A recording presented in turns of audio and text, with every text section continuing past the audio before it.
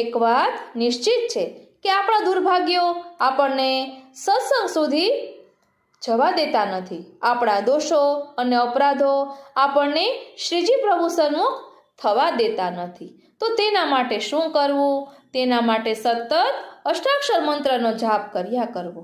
કારણ કે આપણે બ્રહ્મ સંબંધ લઈએ એટલે પહેલાં નામ નિવેદન લઈએ છીએ, તો સૌપ્રથમ આપણને અષ્ટાક્ષર મંત્ર જ આપવામાં આવે છે. એ અષ્ટાક્ષર મંત્રનો ખૂબ જ મહિમા છે. કોઈ પણ પ્રતિબંધો આપણને ભક્તિ માર્ગમાં બાધા કરતા હોય તો તે દૂર થાય છે અને પ્રભુથી મિલાપ કરાવી આપે છે. કારણ કે એ અષ્ટાક્ષર મંત્ર એ સંયોગ સુખનું દાન કરનારો છે. તેમાં દ્રઢ શરણાગતિનો ભાવ છે. હવે કહે છે, નિકુંજ દ્વારે ગાય. જ્યાં ભગવાન કૃષ્ણએ ગાયો વગર જવાનો વિચાર કર્યો ત્યારે શુભ મુહૂર્તના નામ પર ચોઘડિયા જોયા. જ્યાં ભગવાન ગાયોને લઈને પધાર્યા ત્યારે કોઈ મુહૂર્ત નથી જોયો. પ્રથમવાર અષ્ટસખીઓએ વ્રજની પરમાનંદ લીલા પ્રગટ કરવાને માટે નિકુંજ સિદ્ધ કર્યા પછી શ્રી ઠાકોરજીને નિકુંજમાં પધરાવવાની વિનંતી કરી.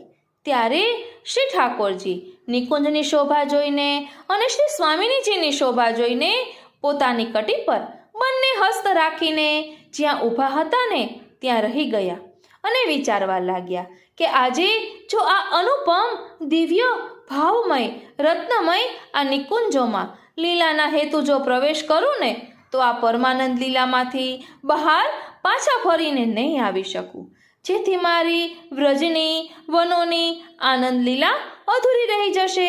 આ બધો વિચાર કરીને શ્રી ઠાકોરજીએ નિકુંજના પ્રમુખ દ્વાર પર ગાયોને બિરાજમાન કરી અને આજ્ઞા કરી કે આપ બોલાવશો તો જ નિકુંજની પરમાનંદ લીલાથી બહાર આવી હું વ્રજની અને નંદાલયની આનંદ લીલામાં વિહાર કરી શકીશ.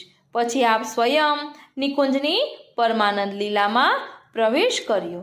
આવો અનેરો મહિમા ગાયોનો છે. ઠાકોરજીને ગાયો ખૂબ જ વાલી છે.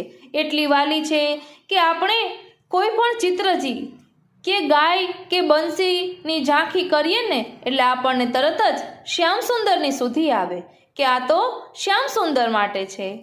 એટલે શ્યામ સુંદરની કલ્પના આપણે બાંસુરી કે પછી વેણુ રેણુ અને ધેનુ કહેવાય છે ને એના વિના કરી શકતા નથી.